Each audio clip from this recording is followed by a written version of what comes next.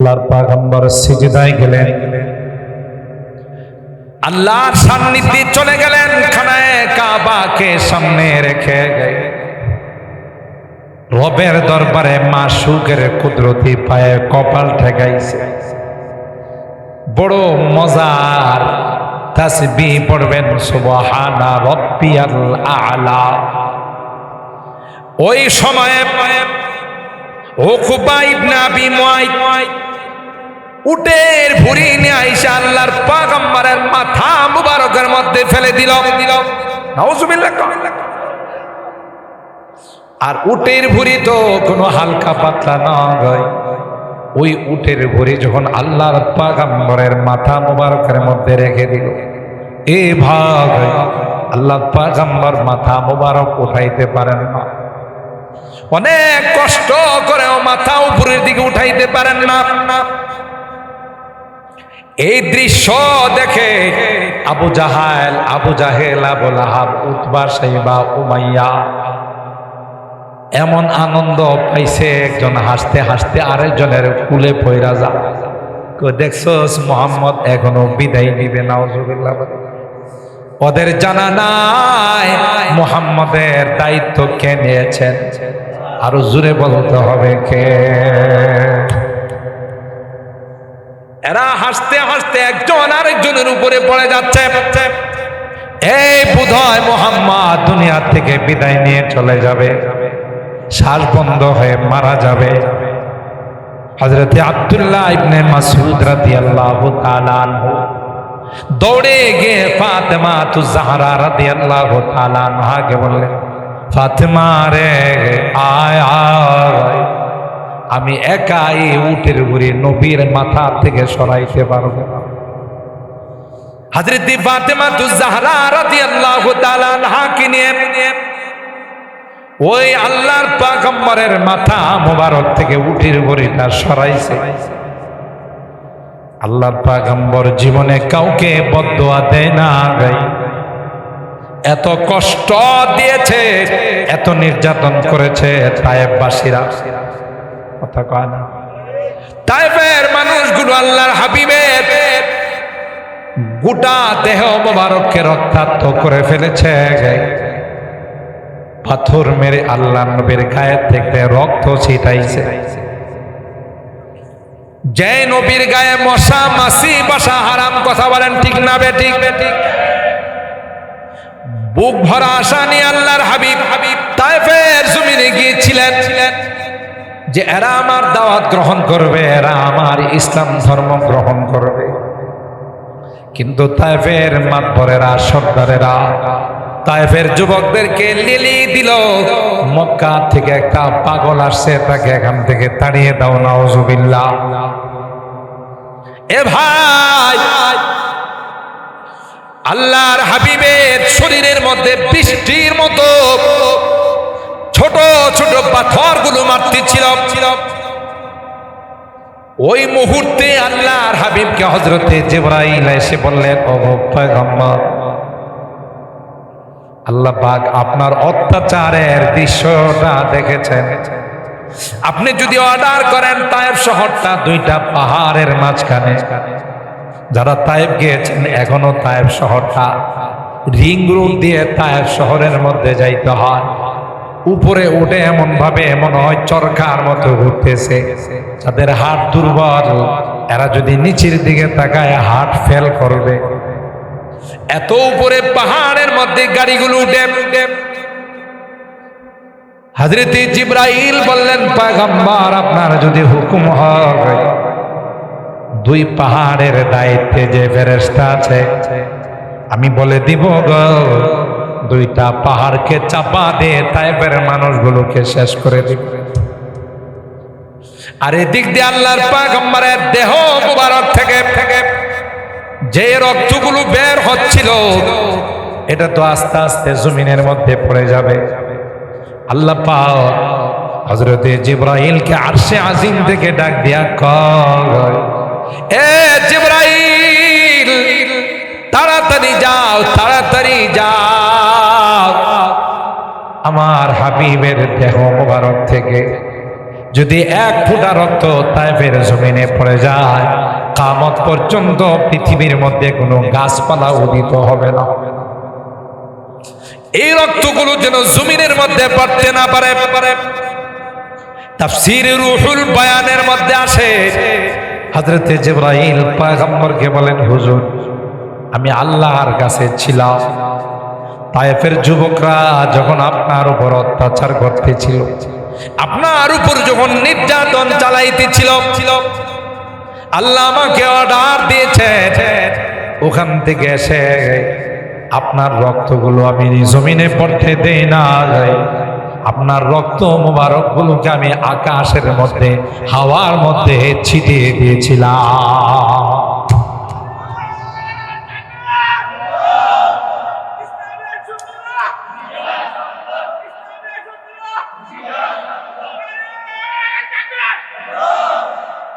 হযরত জিবরাইল বললেন, পয়গম্বর এই বদমাশগুলো আপনার উপর আক্রমণ করেছে, অর্ডার দিন, আমি হুকুম দিলে মুহূর্তের মধ্যে দুই পাহাড়কে চাপা দিয়ে তাদেরকে মুহূর্তের মধ্যে শেষ করে দেব।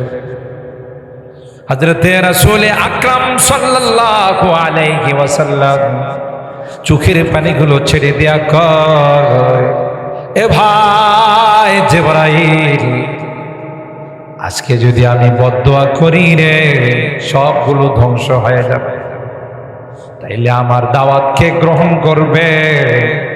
আমার আল্লাহরে বলে দাও, আল্লাহুম্মা হদি কওমি ফা ইন্নাহুম লা ইয়ালামুন। আল্লাহ এরা আমাকে চিনে নাই, এরা আমাকে বুঝে নাই, মাফ করে দাও, মাফ করে দাও, মাফ করে দাও। আজকে এরা যদিও আমাকে চিনে না, এদের বংশধর আমার ঈমান গ্রহণ করো। আর জোরে সুবহানাল্লাহ কও। এ ভাই, না গেলে বিশ্বাস করা যায় না, নিজের চোখে দেখে আসছে আমি, আমার অনেক বয়ানেও গেছে, এখানে ক্ষান্ত হয় না। সর্দার গুলো যুবকদেরকে বলল, মুহাম্মদ যেখানে দাঁড়িয়ে দোয়া করতেছে পিছনের খবর তো মুহাম্মদের নাই, পাহাড়ের উপর থেকে বড় একটা পাথর ফালাই দাও, এই পাথরটা আইসা মুহাম্মদকে মাটির সঙ্গে মিশাই দিবে। আল্লাহর হাবিব আল্লাহর কাছে দোয়া করতেছে, আল্লাহুম্মা হদি কওমি ফা ইন্নাকুম লা ইয়ালামুন। আল্লাহ মাফ করে দাও, মাফ করে দাও আল্লাহ, তাদেরকে তুমি ধ্বংস করো না। এদিক দিয়ে এরা ষড়যন্ত্র করছে, বড় পাথরটা ফেলে দিয়ে মুহাম্মদকে মেরে ফেলবে। ওদের জানা না পৃথিবীর সব কিছু কার গোলাম। পাথরও কার কথা শুনে, যেমন বৃষ্টি কার কথা শুনছে। বৃষ্টি যে প্রস্তুত সিমেন্টের পিলার, রড দিয়া, পিলার দিয়া ইট পাকা করে মজবুত করে বানানো, দিহি বৈশাখের বাপের ক্ষমতা আছে, মজবুত করে বানায়া কোনাকুনি দাঁড়ায়, উত্তর কোনাকুনি দাঁড়ায়, বেড়া হইলে আইস কারে কম, বৈশাখরে কম। ঝড় তুফান দিয়ে আমার ঘর ভাঙবে, ওর দিন তো নরম পাইছিলে, টিনের ঘর ছিল আর বাঁশের বালা ছিল, সিমেন্টের বালা রড দিয়ে দিছি, বেড়া হইলে আইস, কথা কয় না। আর এই কথা শুন না, এই বৈশাখ রওনা দিছে, কথা কয় না। কারণ আমরা তো বৈশাখের পয়লা বৈশাখে ডাকি না, এসো হে বৈশাখ, বৈশাখ করে এরই থাক, আমি আইতেছি, কথা কন ঠিক না। কালো মেঘ আয়সা প্রথম ধাক্কাটাই দিছে হের ঘরে, কথা কয় না। ঝড় তুফান আয়সা ধাক্কা দিয়ে প্রথমে ঘরটা ফালাই দিছে। এখন হে যান বাঁচানোর জন্য চৌকির নিচে যায় লুকাইছে, কার নিচে? চোখের নিচে যায় লুকাইছে, যে সর্বনাশ। এখন যখন আকাশ খারাপ থাকে, ঝড় তুফান হয়, তখন কিন্তু আকাশ চমকাই বেশি, কথা কয় না। বজ্রপাত বেশি হয় আর বিশাল বিশাল চমক। যখন আকাশ বারবারই চমকাইতেছে, হে চোখের নিচে থেকে এর বরে ঘরটা তো ফালাইছে, এখন লাইট টিপ দিয়ে দেয়, আমি কই, কথা কয় না। ঘরটা তো ফালাইছে, লাইট টিপটা দেখে আমি কই, আমি যদি চোখের নিচে না লুকাইতাম তাহলে আমার আজকে 12টা বাজায় আর আধা ঘন্টা বেশি বাজাইছে। কথা কয় না? যেভাবে প্রস্তুতি নিয়ে আইছিল, প্যান্ডেল প্যান্ডেল সব ওরাই দিত, কিন্তু আমরা যেহেতু আল্লাহরে কইছি আল্লাহুম্মা হাওয়ালাইনা ওয়ালা আলাইনা, আল্লাহ আমাদের কোনো ক্ষমতা নাই, আমরা অসহায়। এই যুবকরা এত সুন্দর একটা প্যান্ডেল করছে, সবার আশা যে এখানে আমরা একটু বয়ান শুনবো, আখিরি মোনাজাত করব সবার জন্য। আল্লাহ তোমার কাছে সুপর্দ করলাম, বৃষ্টির একটু তুমি অর্ডার দিয়ে দাও যেন চলে যায়। আল্লাহ কয় এইভাবেই তোরা আমার উপর আস্থা নিয়ে কইছো। সাথে সাথে মিকাইল আলাইহিস সালাম রে কয় এদিক থেকে ফিরাই দেন। সুবহানাল্লাহ। আপনি খবর নিয়ে দেখেন কোথাও না কোথাও হইতেছে। কথা বলেন ঠিক না বেঠিক? তাহলে পাথরও কার গোলাম? আল্লাহ পাক এই বিশাল পাথর যখন নিচের দিকে গড়ায়া গড়ায়া আসতেছিল, ও ভাই রাআইতু বিআইনাইয়া, নিজে চোখে দেখে আসলাম। এখন দৃশ্য আছে কিনা জানি না, অনেক কিছুই সৌদি সরকার পরিবর্তন করে ফেলছে। ছোট্ট আঙ্গুলের মতো চিকন পাথর, একটা পাথরকে আল্লাহ সুজা বড় পাথরের পেটের ভিতরে ঢুকাইয়া খায়। এই পাথরটা যেন আর 1 ইঞ্চিও নিচের দিকে না যায়। দৃশ্য দেখলে অবাক হয়ে যাবে যে পাথর আল্লাহর কথা শুনে। ওই চিকন পাথরটা, আঙ্গুলের মতো পাথরটা সুজা ওই বিশাল আকৃতির পাথরের পেটের ভিতরে ঢুকে ওই জায়গাতে পাথরটা বড় পাথরটাকে আটকাই দিল। কার কথা? কার হুকুমে? আল্লাহর হুকুম। ঠিক না বেঠিক? এই দিক দিয়ে এই ষড়যন্ত্র করছে আল্লাহ নবীকে হত্যা করা, এদিক দিয়ে রক্ত প্রবাহিত। তারপরেও কি আল্লাহ নবী বদদুয়া দিছে? আমরা যদি এরকমের বিপদে পড়ি আর জিবরাইল যদি আইসা করে হুজুর একটু অনুমতি দেন, মাথায় হাত দিয়ে বলতাম যে আল্লাহ তোমার মাথা ফেরেশতা বসাইছে, নিজেই তো ফেরেশতা, আবার এর কইতাম যে আরেকটা ফেরেশতা বসাইছে। এই বিপদের সময় তোমারে পাওয়া গেছে, সব দিনই শেষ করে দেয়, আবার জিগান কথা বলেন ঠিক কিনা? কিন্তু আল্লাহ নবী রাহমাতুল লিল আলামিন, সুবহানাল্লাহ, সাইয়্যিদুল কাওনাইনি ওয়াস সাকালাইন, গোটা বিশ্বের জন্য তিনি রহমত। আল্লাহ নবী বলেন না, আল্লাহ এদেরকে আপনি ধ্বংস করে দেন না, এদেরকে মাফ করে দেন, এদের বংশধর থেকে যারা আসবে এরা আমার ইসলাম গ্রহণ করবে। তাহলে বদদুয়া দেন নাই, কিন্তু ওই মনে আছে তো কাবা শরীফের সামনের ঘটনা, তারা যখন হাসতে শুরু করল, একজনের উপর আরেকজন হাসতে হাসতে পড়ে যাচ্ছে। পয়গম্বর মাথা মোবারক উঠাইয়া নাম ধরে ধরে আল্লাহর কাছে বদদুয়া করে, আল্লাহুম্মা আলাইকা বি আবি জাহাল, আল্লাহুম্মা আলাইকা বি উতবা, আল্লাহুম্মা আলাইকা বি শাইবা। নাম ধরে ধরে আল্লাহ পয়গম্বর কয় আল্লাহ কপাল এদের খারাপ, বহু চেষ্টা করছি রে, এরা দাওয়াত গ্রহণ করে নাই, উল্টা আমাকে মারার জন্য ষড়যন্ত্র করে। আল্লাহ আবু জাহেলের দায়িত্ব তোমার উপর ছেড়ে দিলাম, আবু লাহাবের দায়িত্ব তোমার উপর ছেড়ে দিলাম, উকবা ইবনে আবি মুআইতের দায়িত্ব তোমার উপর ছেড়ে দিলাম। নাম ধরে ধরে যখন পয়গম্বর বদদুয়া শুরু করলেন, এখন আর কাহারো চেহারার মধ্যে হাসি না, চেহারাগুলো মলিন হয়ে গেছে। যদিও বেঈমান কাফের, এদের জানা ছিল কাবার সামনে যেই জায়গাতে যে কোনো কেউ দোয়া করতে দেরি হয়, ওই দোয়া আল্লাহর আরশ পর্যন্ত যাইতে দেরি হয় না। আবার এমন মহামানব দোয়া করেছে যে জীবনে কোনোদিন কোনো মিথ্যা কথা কয় নাই। কথা বলেন ঠিক কি না? এই বদদুয়া আল্লাহর আরশ পর্যন্ত গেছে, আমাদের রেহাই নাই, নিস্তার নাই। আল্লাহ কোন ও আমার হাবিব আপনি সবর করুন গো, যেগুলো আপনি নাম বলছেন এগুলোর আশপাশে যেগুলো আছে সবগুলোকে আমি আল্লাহ একটা জায়গাতে শেষ করে দিব। সেই জায়গাটার নাম হলো বদরের প্রান্ত। সবগুলো গেছে বদরে, আর আল্লাহ ধরে ধরে সবগুলোর বদরের মধ্যে শেষ করছে। কথা বলেন ঠিক কিনা? তাহলে কি বাঁচতে পারছে? পৃথিবীর কোন বাহাদুররা, কোন জালেম, কোন শয়তান, কোন নাফরমান বাঁচতে পারে নাই। বর্তমান ইহুদির বাচ্চা, ইসরায়েলের বাচ্চা, ইহুদিরাও বাঁচতে পারবে না। কথা বলেন ঠিক না বেঠিক? আল্লাহর গজব দিয়ে কওমে আদ, কওমে সামুদ থেকে তারা শক্তিশালী নয়। এরা বিশাল বিশাল পাথরকে লাঠি দিয়ে দুই টুকরা করে ভেঙ্গে চুরমার করে ফেলে। শাস্তির কথা যখন নবী বললেন যে আল্লাহ শাস্তি পাঠাবে, এরা মস্কারা করে কয় মান আসাদু মিন্না কুওয়া, কে আমাদেরকে শাস্তি দিবে? আমাদের মতো শক্তিশালী মানুষ নাউজুবিল্লাহ আছে না? শেষ করে দিচ্ছে। যখনই আকাশের মধ্যে কালো মেঘ চলে আসছে, নবী বলতেছেন তোমাদের জন্য শাস্তির হুনফিহা আযাবুন। দ্বিতীয় ফরিয়াদ হলো আল্লাহ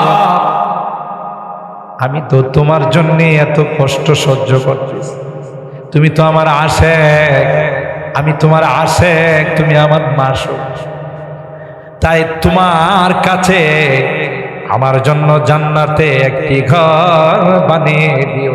সুবহানাল্লাহ। দূরে দিও না, দূরে দিও না, আমি তোমার আশেক। আল্লাহু আকবার বলেন। তোমার ইশকে পড়ে, তোমার প্রেমে পড়ে আল্লাহ আমি সব কিছুকে বিসর্জন দিয়েছি। রাজপ্রাসাদ, রানী হওয়া সবকিছু বিসর্জন দিয়েছি। রব্বি বিনিলি ইনদাকা বাইতান ফিল জান্নাহ ওয়া নাজিনি মিন ফিরআউনা ওয়া আমালিহি ওয়া নাজিনি মিনাল কওমিজ জালিমিন। তার সম্প্রদায়, তার নির্যাতন সবগুলো থেকে হিফাজত করে আল্লাহ আমাকে তোমার কাছে একটি জান্নাতের ঘর বানিয়ে দিও। তাফসীরের কিতাবের মধ্যে আসে হযরত আসিয়ার দোয়া করতে দেরি হয়, আসিয়ার দোয়া আল্লাহর কাছে কবুল হতে দেরি হয় না। দুনিয়াতে থাকতেই আল্লাহ আসিয়াকে তার জান্নাতের মাকাম দেখাই দিছে। তাইলে জান্নাত আছে না নাই?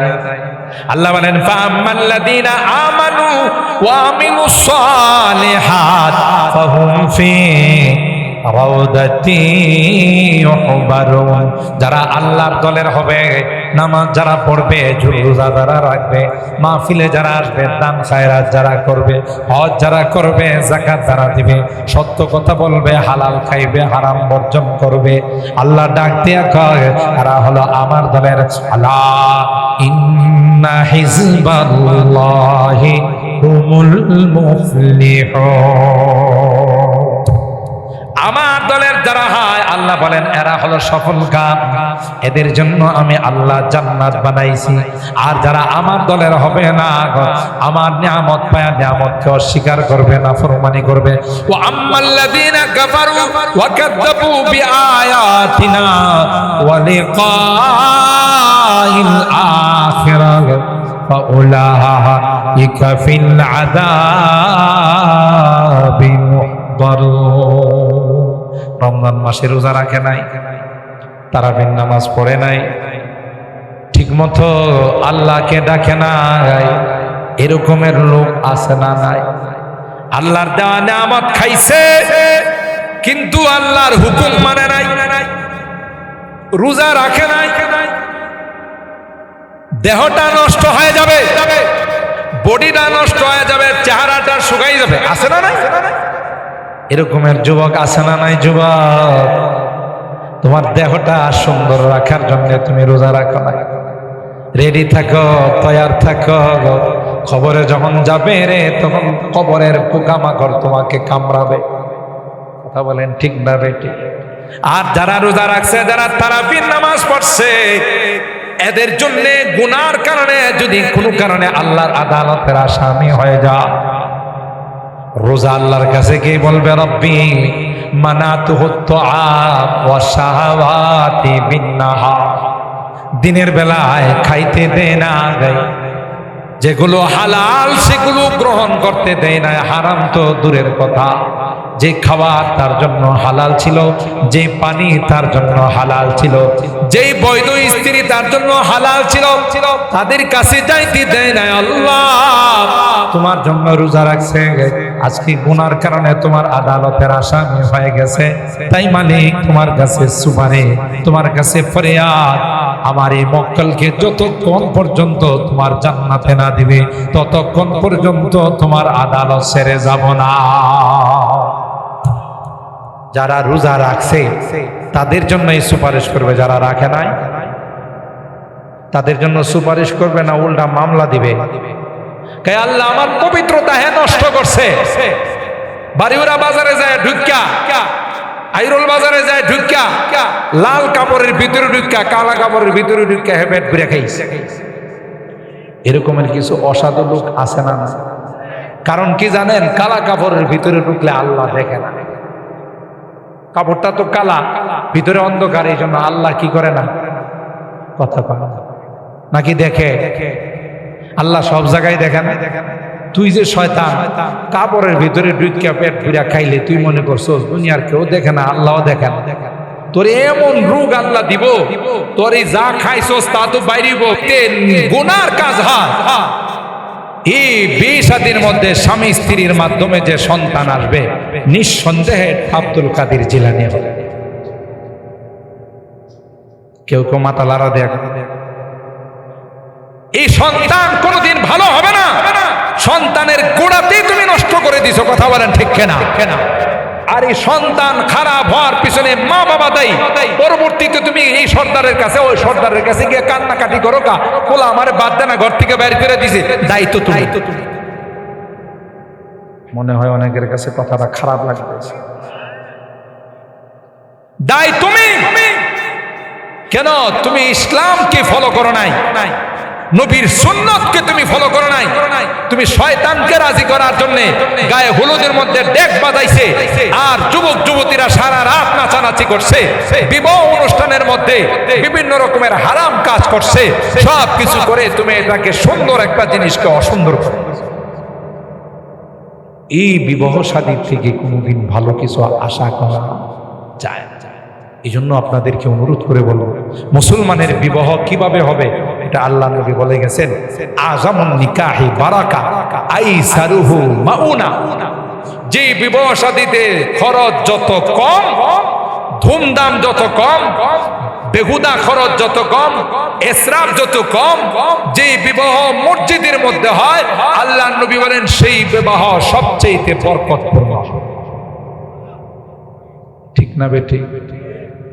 মসজিদের মধ্যে বিয়ে শাদীর আয়োজন করেন সব আল্লাহওয়ালা মানুষ, এখান থেকে বিয়ে শাদী হলে সাংসারিক জিন্দগিতে শান্তি আসবে। নাহলে যেদিন বিয়ে হবে এরপরের দিন থেকে গন্ডগোল লাগা শুরু হইব। শাশুড়ি কইব তোর বাপে খাট দিছে না, পালন দিছে না, তোর বাপে এটা দিছে না, এটা দিছে না, এই নিয়ে শুরু হয়ে যাব আস্তে আস্তে ঝগড়া আর ফাসাদ, অশান্তি শুরু হয়ে যাবে, আর কোনো কিছু চাওয়া যাবে না। ইসলাম বলে চেয়ে যদি কোনো যুবক তার শ্বশুর বাড়ির থেকে কোনো কিছু নেই, এটা হারাম। হারাম হ্যাঁ, তিনি যদি নিজের থেকে কোনো ডাইরেক্ট ইনডাইরেক্ট আকার ইঙ্গিতেও তাকে কিছু বলা হয় না, আমার মেয়ে দিছে, আমার মেয়ে থাকবে, আমি একটা খাট খুশিতে বানাই দিলাম, একটা আলমারি দিলাম, একটা শোকেস দিলাম মেয়ের জিনিসপত্র রাখার জন্য, কেউ কোনোভাবে কিছু বলে নাই, বিয়ায় এটা আমি খুশি হয়ে দিলাম আমার মেয়েকে, তাই না? সমস্যা নাই, হাদিয়া নেওয়া যায়। কিন্তু কোনোভাবে যদি এটারে গোড়ায়া গাড়ায়া ঘটক পাখি ভাইয়ের মতো, ঘটক আছে না কিছু পাখি ভাই, না না বিয়া ছেলের বাবা এত নামাজি, এত আল্লাহওয়ালা দিনদার, কিচ্ছু চায় না। ছেলে তো আইরল থেকে সরাইল যায়, একটা কাজ করে তো অফিসে ডিউটি করে, একটা বাইক যদি হয় ভালো, ওনারা কিন্তু কিছু চাইছে না, একটা মোটরসাইকেল যদি 2-2.5 লাখ টাকা দিয়ে কিনে দেওয়া যায়, এটা তার যাতায়াতের জন্য সুবিধা, আপনারই তো জামাই, বুঝলেন না কথা? আচ্ছা ঠিক আছে, আমার জামাইরা আমি একটা মোটরসাইকেল দিব, মোটরসাইকেল উদ্ধার করার পর অনেক সময় তো অফিসিয়াল কাজে দেশের বিভিন্ন জায়গাতে যাইতে হয়, বাড়িতে ঠিক মতো আসতে পারে না, বাজার সদাই করতে পারে না। আপনার মেয়ে থাকবো, একটা ফ্রিজ যদি হয় তাহলে খারাপ হয়। কয়টা হইল? ঘটক পাখি ভাই বলে আচ্ছা যাক, ফ্রিজও দিব। ফ্রিজ তো দিবেন, আপনার মেয়ে কত সুন্দর করে লালন পালন করছেন, ওখানে আছে একটা চৌকি, তাও গুনে ধরে লাইছে, পিছনা বাড়ির সিরাজা, একটা সেগুন কাঠ দেওয়া যদি খাট বানাই দেন, আপনার মেয়ে তো থাকবো।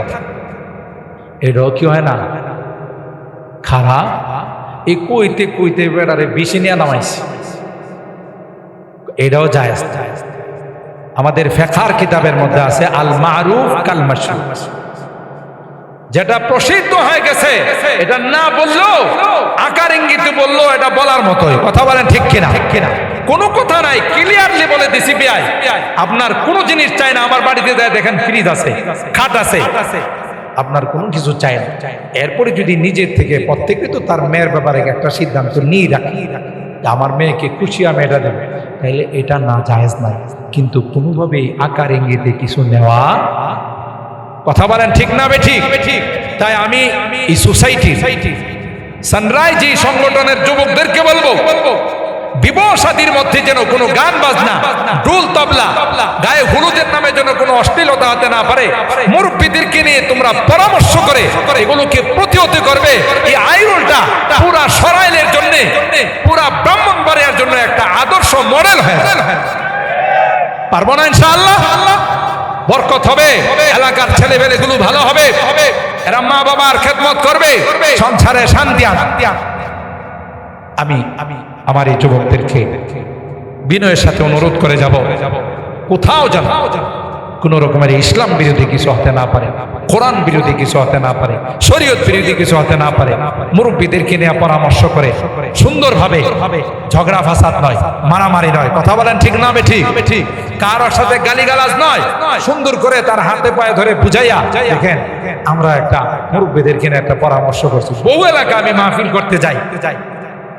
কিছুদিন পূর্বে রমজানের আগে আমি গেছি নরসিংদী মনোহরদী এলাকায়। এরা বললেন হুজুর আমাদের এই গোটা ইউনিয়নের মধ্যে চেয়ারম্যান সাহেব বলছে বিবাহ শাদীর মধ্যে কোনো গান বাজনা ঢোল তবলা হবে না। গোটা ইউনিয়নের মধ্যে কোথাও হয় না। আপনি হরিপুর সিলেট, হরিপুরের শায়েখ ছিলেন, শায়েখ থাকা অবস্থায় গোটা এলাকার মধ্যে কোন দোকানে কোন টিভি, কোন রকমের কোন গান, কোন রকমের কিছু থাকবে না, এই আইন করে গেছেন। এখন ওই গোটা মার্কেটটার মধ্যে একটা টিভি আপনি খুঁজে পাবেন। জাফলং যাওয়ার সময় এই রুট দেওয়া যাইতে হয়, কত পিকনিক যায় না মাইক নিয়ে। সবার জানা আছে এই এরিয়াতে ঢুকলে মাইক বন্ধ রাখতে হবে, নাহলে কিন্তু বদরের যুদ্ধ শুরু হয়ে যাবে। এই জন্য কোথাও যারা এই জাফলংয়ের পুরে যায়, এই হরিপুর বাজারে গিয়ে কেউ মাইক বাজাইতে পারে। সুবহানাল্লাহ।